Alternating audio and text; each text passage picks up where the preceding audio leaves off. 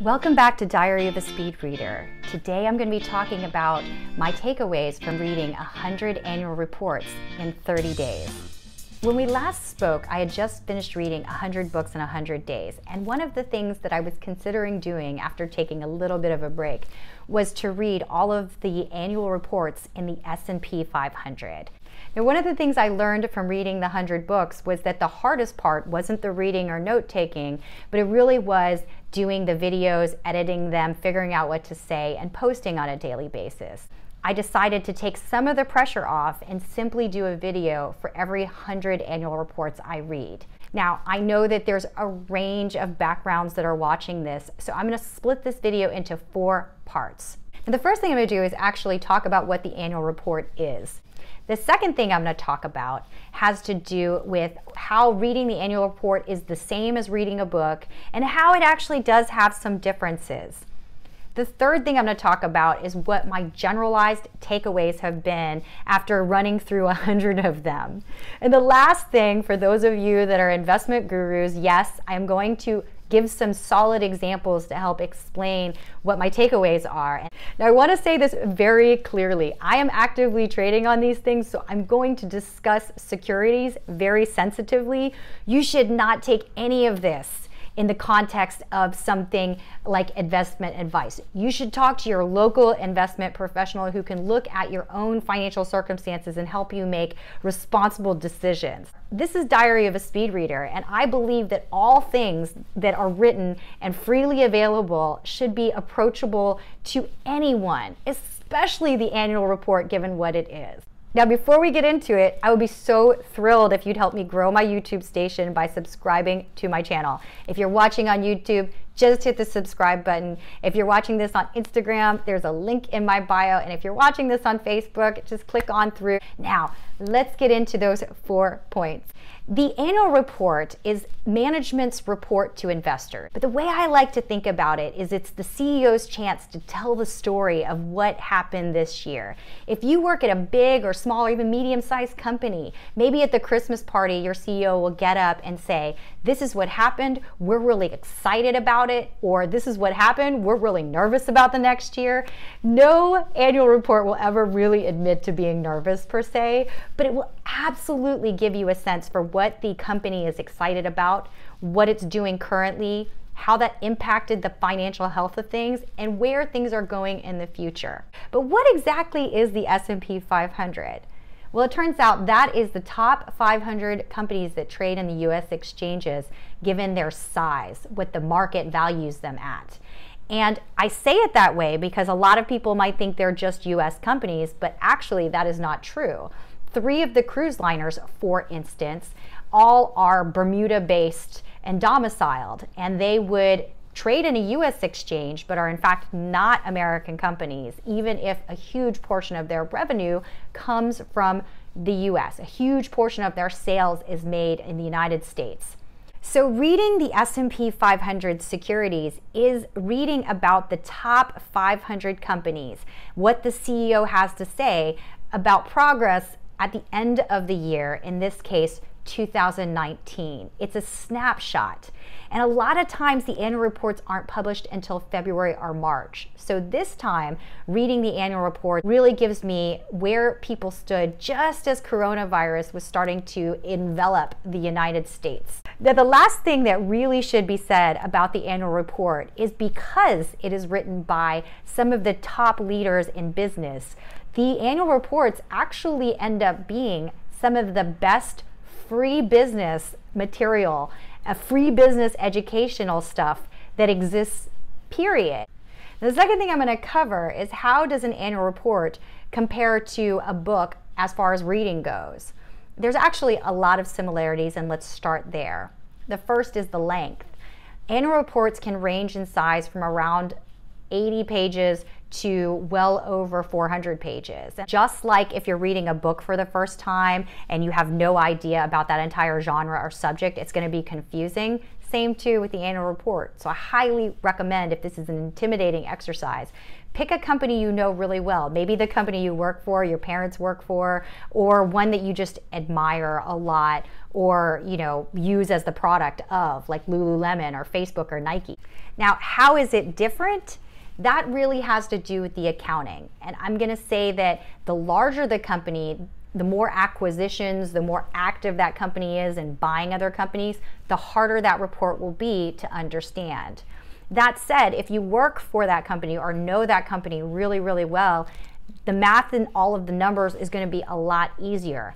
That's because the annual report is there to make it easy for people to understand why the numbers meant what. It's actually the CEO walking you through all of the financial statements. That's the purpose of the document. So, watch a few YouTubes on accounting, read a few books, and then try it and see how far you get. Of course, it'll be hard if it's your first time doing it, but it will get easier. Now, transitioning a little bit toward how they're different, an annual report is really more like a mini series than it is like a single book, because the previous annual report is kind of building up onto this report that you'll read in a given year, as well the other annual reports of their competitors or their supply chain folks, things like that. It's going to actually matter and add to your understanding. Probably the number one thing is, I had never conceptualized that this is really the all-stars of business. So really getting to read the way that they think about their business across 100 businesses, and even in a lot of cases, I'm reading both that business and then immediately after that business's competitor. It is so fascinating how much insight you get into the culture of that company, the nuance of how one company really is different than another. And then, because I am trading on this information, I do actually also read the updated first quarter results, also freely available, and I listen to the webcast, which is management then talking about the numbers they just reported on. And it's fascinating how those voices match. Like, you really can hear the CEO talking in the annual reports. Now, the second thing that was really surprising to me in reading the annual reports is the degree to which so many companies were in excellent financial condition to weather the current environment. Now, there are some notable exceptions, and it has less to do with the idea that these companies were in poor financial shape and more to do with the fact that the revenues are going to zero for a time period that is far more unknown than in other industries. The travel industry as a whole, not in the greatest shape, and I literally have read every single security in the S&P that has anything to do with travel. So yeah, that one is something to watch and maybe avoid if you're a novice investor. But even industries like retail that you think would be in worse shape than they are, those companies have gone through a lot and have positioned themselves really well to be able to weather these types of events for some period of time. Now, how long that period of time lasts is its own big question mark. But for example, if you were to listen or read companies that are usually forward indicators of what's going to happen in the economy, such as UPS and FedEx, what they have to say, how they're thinking about it, and how they might weather it, fascinating. I also think a lot of the beverage companies are incredibly interesting to understand and read. The variation that they're experiencing makes it very straightforward which ones you might like versus which ones you might not like. Additionally, I do want to give a shout out, because this is oriented towards reading, to Chevron, which I think really deserves the award for best written annual report.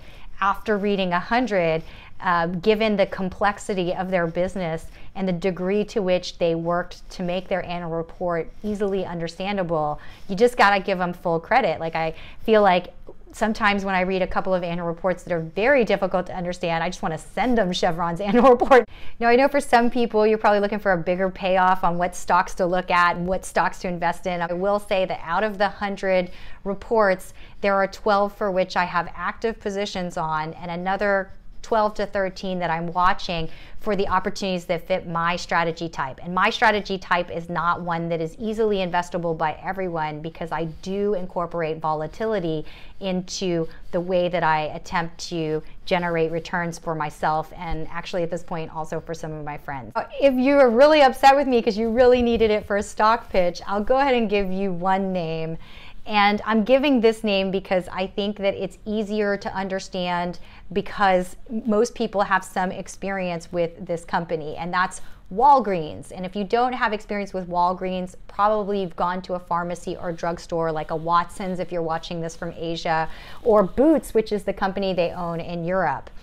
Anyways, this is an interesting one to look at from a financial perspective. Also, you will get to see how they talk about their acquisition of Boots and how that kind of goes through the financial statements and how they attempt to present it. It's a fairly approachable earnings report, and I think that it probably fits the other requirements as well. But again, talk to your investment professionals. It may not be actually something that makes sense for your portfolio and investment style.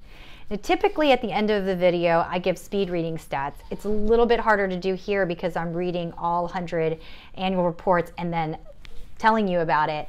That said, if I read 100 annual reports in about 30 days, then I'm averaging about 3 annual reports a day. In the beginning, it was 2 to 3. And that was really because I pulled the longest annual reports, period. They were like over 400 pages. They were in the broker dealers. They were really long.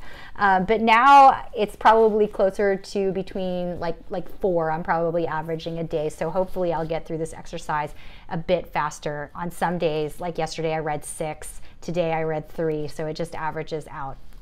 That means I'm probably reading between 500 to 700 or 800 pages a day. Now, there's a lot of repetitiveness in annual reports, so it's not as bad as it sounds. Now, I want to give a shout out to a lot of my friends, but quite a few of them that work in finance are sensitive to social media. So I will say, hopefully you guys know who you are. It's super helpful to get your advice. It's super helpful for you to teach me things that I do not know, because I am not reading this with the expectation that I know all things. I absolutely do not. And I really appreciate the support that you guys have given me in encouraging me to do this exercise, which is actually, I get it, it's super nuts. Thank you everyone for liking, sharing, or otherwise supporting this effort. I have so much appreciation for that, and I will see you next time.